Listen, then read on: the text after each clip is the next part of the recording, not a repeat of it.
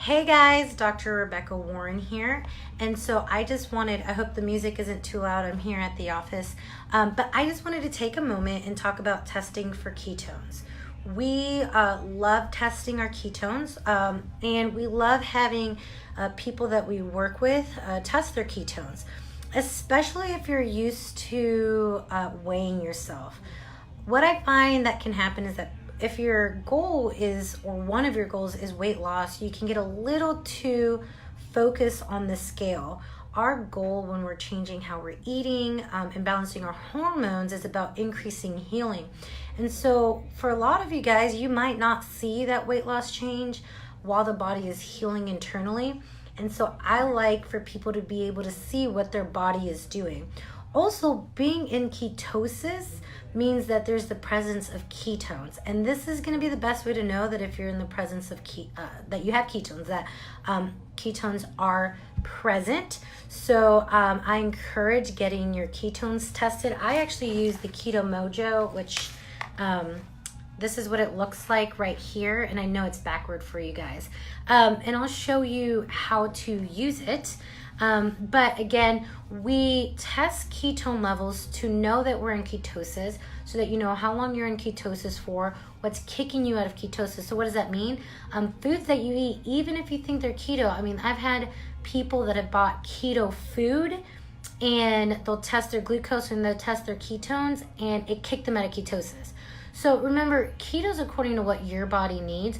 Also, stress levels. If you're under a lot of stress, if you don't sleep well through the night, when you test, you can see when your ketones are going down so that you can support your body to make sure that you're increasing your ketone levels, especially as you're working to be in ketosis and to stay in ketosis. So the reason why I wanted to do this video is because I have people that are like, yeah, I test my ketone levels and then I find out they're doing urine strips. And urine strips are not the most accurate way to test for ketones. You have to understand, the only people that used to test for ketones before were people that struggled with diabetes and blood sugar issues. And so urine strips, so let me take a step back. So there's 3 different types of ketones, even though you hear ketones. So the first one is acetoacetate. The second one is acetone, and the third one is beta hydroxybutyrate. Okay, so acetoacetate is the ketones that will show up in your urine. So when you're doing urine strips, you are testing for acetoacetate, which is a ketone. But when you're testing blood, you're testing beta hydroxybutyrate. What does that even mean? It means that because urine strips were first created for people with diabetes, what happens is that what you're testing is just like an overflow of ketones, meaning your cells are overwhelmed, your liver is overwhelmed, and so you have so much of it that it's kind of pouring over into your urine. Number one, it's not accurate because all it's really telling you is that it's there or not. It's not telling you how much. So you don't know, like, okay, yeah, this is kicking me into ketosis, or in what levels you are. And you're only testing what's kind of pouring over. What does that mean? Is that a lot of people that are in ketosis will start utilizing these ketones. So you actually don't have enough pouring over into your urine. And when you get tested, it'll say low. But you're low not because you're not making enough ketones. It's because your body is using it up. So if that makes sense, the reason why we do not like urine strips is because it can give you a false reading. You can look low, but it's not looking into the fact that you're utilizing ketones. And that's the point of being in ketosis and to heal the body, is you want to utilize ketones for brain health, for hormone balance. You want to burn the sugar, you want to burn the ketones, you want to use it up for energy. So just because you're low on there doesn't mean that's accurate. Also, when you're testing urine, and a lot of people like testing urine because you can get the strips like really easily at Walgreens or something. But when you're testing urine, there's a lot of things that can influence your ketone levels in your urine.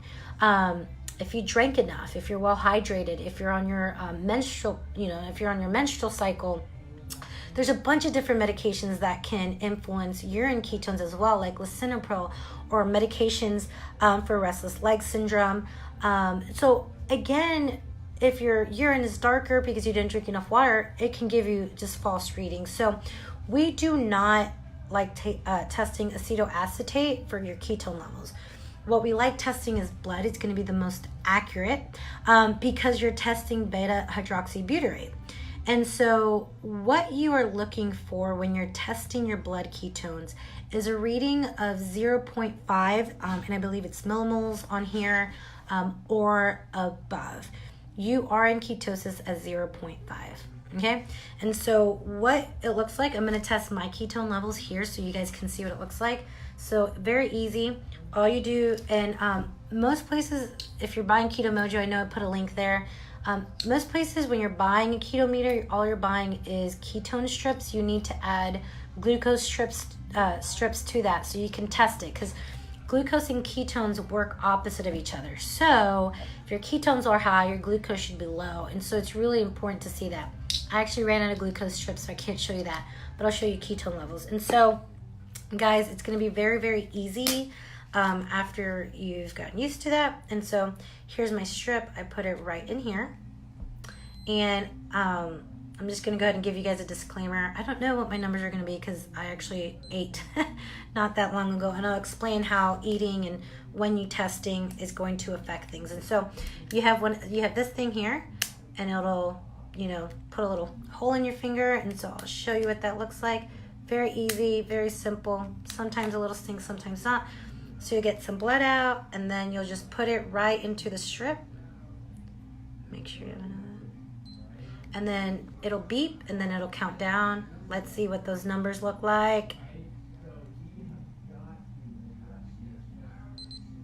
Okay, 0.4. So I am not in ketosis right now. Like I said, you want to be in ketosis 0.5 and above. And so a lot of people tend to feel like it's like lab values, like, oh, I need to be at 1, I need to be at 2. There's actually no studies that show that there's like a ideal range as long as you're above 0.5.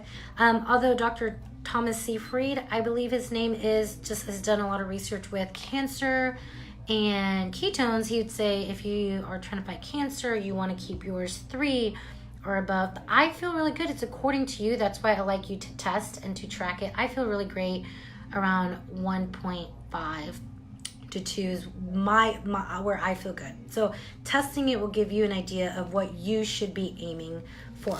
So why are my ketone levels low? I will say I did do carb loading. I did 2 days of paleo because I've been doing ketosis for a really long time. So that's probably why I'm still around 0.4. So this is when you should test. First thing in the morning. The reason why I want you to test first thing in the morning is because through the night is when your ketone levels will go low. So the lowest reading in regards to ketones all day long will be in the morning, because in the presence of cortisol, your body will bring down ketone levels. It will utilize it. You're just like your ketone levels will go down. So people are like, why would you want me to test in the morning if that's going to be my lowest level? That's because I know that you'll always be higher throughout the day. So if it is 0.5 in the morning, that's fantastic. You're in ketosis even in the lowest part of the morning. So I really like to see those morning readings. And then what you can do is you can test. So, most of the people that I'm working with are intermittent fasting. So they'll test first thing in the morning, and then they'll test starting off right before they have their first meal, which at the end of your fasting period, when you're intermittent fasting, that's when your ketones will be higher. So they'll see something lower in the morning, and then around 12 or 11 o'clock, they'll see that it's way higher, and that's good. I like to see that.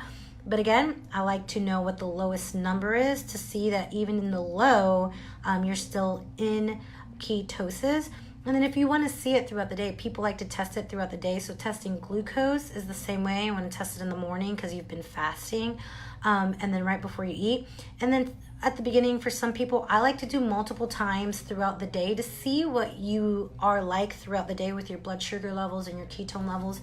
So if you're going to want to test it throughout the day starting off, then you want to do about 2 hours after a meal, because that's when you're digesting it. And if things are gonna spike, that's when you're gonna see that there. So that's when I love to test ketones, my keto levels, see if you're in ketosis. And some people, it'll take weeks before they're fully into ketosis. It can be 4, 5, 6 weeks. But I like to make sure that you're staying in ketosis for a while, become fat adapted, see things change, and then we cycle out. And so you'll do carb loading some days, which is just paleo. It's not eating at Chick-fil-A. Sorry. And then work your way back into ketosis. And so that's what I'm doing right now, working myself back into ketosis. So again, I advocate to test your ketone levels if you're eating high fat, low carb, if you're doing keto, so that you can know what's going on. And I like to see that graph so that you can see what your body is doing. And in the presence of ketones, you are burning fat. You are healing, you're producing enough fat that your cells can get healthy, your brain can get healthy, and you can balance your hormones. So I hope that was helpful for you guys. If you have any questions about testing ketones or Keto Mojo or anything like that, make sure to comment and we'll make sure to answer that for you guys. Have a good day.